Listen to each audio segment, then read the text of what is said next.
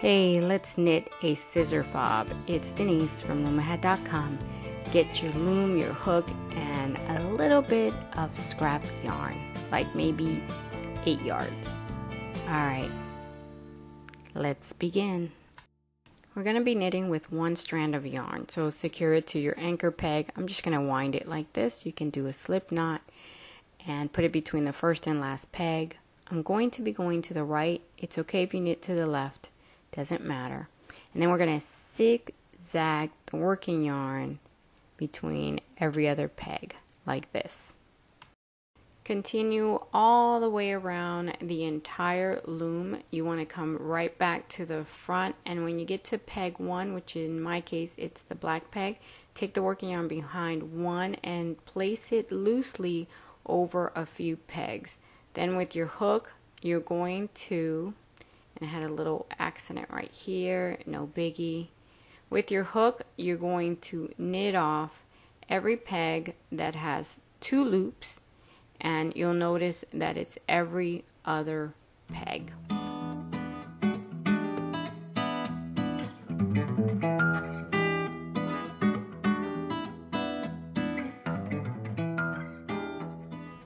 When you knit off peg 24, you're done with your cast on, and you're ready to do row 1 right here with peg 1. But peg 1 only has 1 loop, and so you're just going to take your working yarn and lay it between pegs 1 and 2 and knit off. And now you're going to half wrap and knit off, which is the U-wrap version of the knit stitch, and you're going to continue around the whole loom using this version of the knit stitch. Again, you half wrap and knit off, and that's the U-wrap. If that's too tight for you, you can do the true knit, and I'll give you a link in the description to a video for that particular stitch. Now we're back at peg 1, and now it does have 2 loops, and so we're going to knit that peg along with all the rest of the pegs, and we're going to do this for 7 rows in total. Don't forget to take the working yarn off the anchor peg once you have at least 2 rows, and continue, because remember, you need 7 rows in total. When you're done knitting your 7 rows, you're going to take the working yarn and you're going to wrap it around your loom a little more than 1 complete turn. Then get your scissors, cut, and now we're going to do a cast off, and this is a gathered method. It's also a drawstring cast off. You're just going to take your hook from the top, you're going to scoop up the yarn and feed it through. So from the bottom, scoop up and feed the yarn through the entire loop, and keep going. You need to do this to all of your pegs, all of the loops that are on your pegs, all 24. And here, after you get to the last one, you can take it through the first one again or not, whatever is more comfortable for you. I did. Then you can take the loops off of the pegs, again, all 24 of them. And once you've done that, you are done with your loom for now, and you can take that fabric and stretch your stitches. And I know it's a little odd because it's a very short piece of fabric, but do your best. And then you're going to grab that drawstring and pull it to close one end of it. Here I did the cast on, is the one that I'm doing right now. Just close whichever end, doesn't matter. And then you're going to thread a needle with your working yarn, and now we're going to go to close this little open area by sewing in a circular manner. So you can see that I'm taking the loops, I'm taking my needle inside the loops, and I'm going around in a circle, and then you're done. Now you are going to take the other end. This is my cast off that I'm pulling on. You want to just shape it, but don't completely close it, and make sure that all of the loops are nice and tight. That first one might be a little, I don't know, act a little funky. Just keep working with it until you close it like this. And you see that I have it inside out. That's how I want it. You can either use some fiber fill, or in my case, I'm using leftover string from other projects that I have that I save my string, and I use it as polyfill, I guess. I use it to stuff projects, and you're going to stuff this very lightly, and then just keep pulling on the drawstring until you close it. It's always best to just thread a needle with it and do the same thing we did to the other end. We're going to go through those cast on stitches or cast off stitches, and you're going to sew in a circular manner to close this opening as tight as possible. So you see that I sew and then I pull on the drawstring, and I make sure that my stuffing stays inside. So I wanted this to be nice and closed, and then I take it the drawstring back in the other direction, and you can see that it's nice and closed. You're done with these strings, so you can get your scissors and cut them. Hopefully, like I said, you went around in a circle at least 3 times to secure the yarn inside. And so both of them can be cut off, and I pull on it just a little bit so that it springs back after I cut it and the thread is hidden inside. Alright, now we're ready for the next part, and for that we're going to take some of that leftover string, and mine is 4-ply, so I'm going to unravel the string. I'm going to save one for later, and one I'm going to use to sew with right now. So get another scissor, thread those 2 strands of yarn, and now with your needle you're going to go through that little hole, holding the other end with your fingers, and bring it back to this side, and we're going to kind of like do like a whip stitch to shape this like a little flower. You don't have to do this. You could just leave it as a circle if you want to. If it looks cuter to you, then do that. I wanted to give it a flower shape, and so that's why I'm doing this. And it works much better with 2-ply than with the 4-ply, but you can use 4-ply if you want to. And I'm going to give, I think I do 6 petals. You can do 6, 7, 4. Whatever you feel comfortable with. I just try to even my string around the circle, and so that's how I decided how many petals I would have. And I think I want to say there's 6 of them, 7. So I have, it looks like a 7 petal flower, and then so my needle fell out, but that's okay. You're going to come back through one of those strings, and we're going to tie a little knot in order to secure this thread. It's not going to go anywhere. It's just basically to make you feel better. So I put it through one of the strings, and I'm going to make a knot with it right here.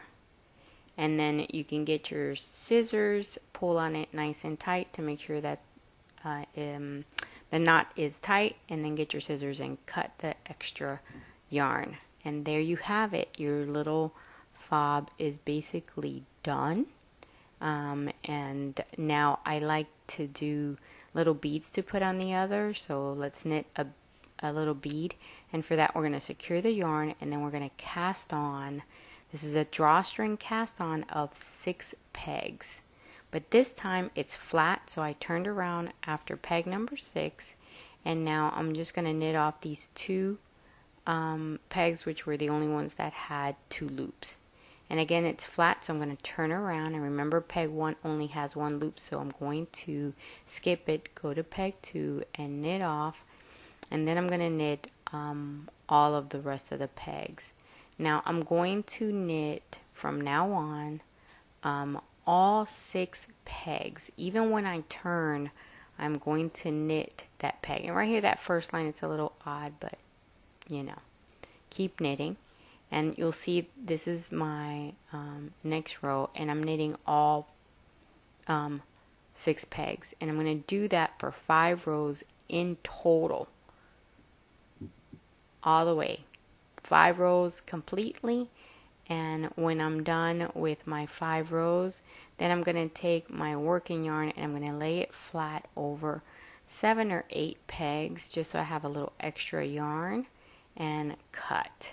And now, just like before, I'm going to do a drawstring cast off, which is sometimes called the gathered method, only because after you feed the working yarn through all of these and you pull it off your loom, you pull on it and it gathers all of your stitches.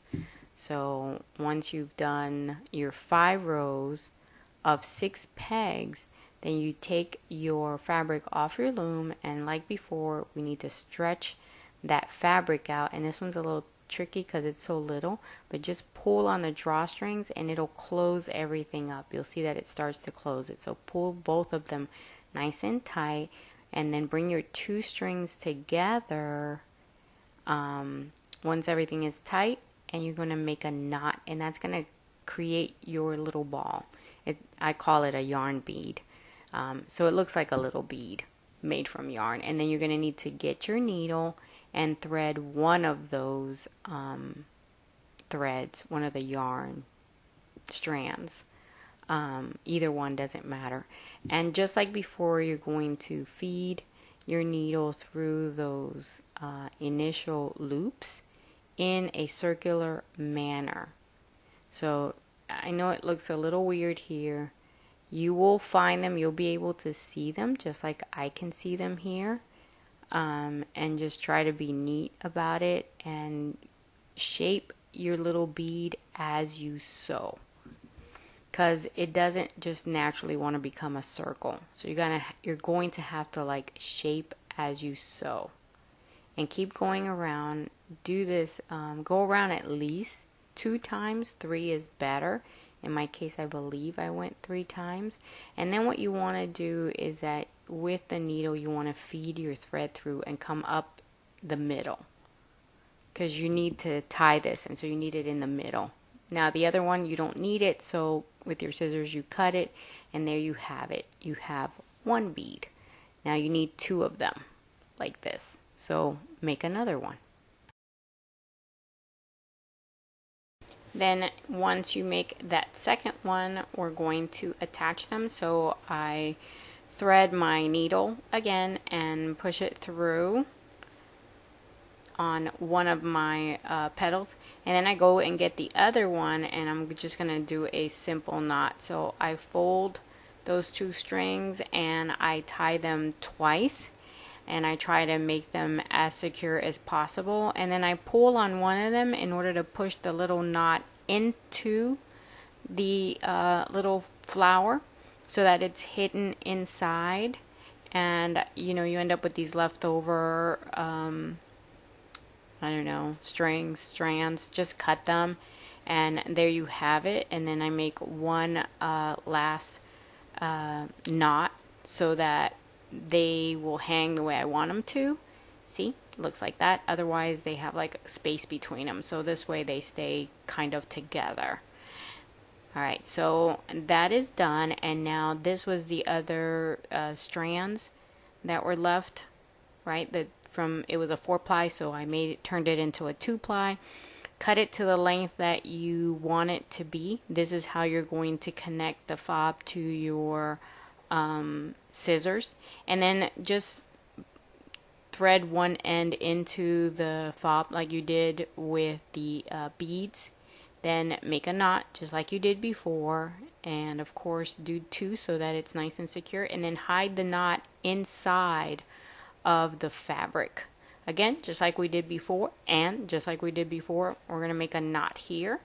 So this is the way I make the knot to have this string be more secure, and so that it looks the way I want it to. I don't want it to have like a big gap. I want it nice and secure, and there you have it. And it's big enough for it to feed through, because again, that's how I place the fob on the scissors, like this. See? It has to feed through that, so you have to make it big enough. And there you have it. That's it. And look at all the stuff you can do. You can make some with tassels, which I like better. All right, thanks to Promise Learning ATL and Lori Kapaszewski for covering the cost of closed captioning. Thank you for watching. Please share the video and of course, like, comment, and if you haven't already done so, subscribe.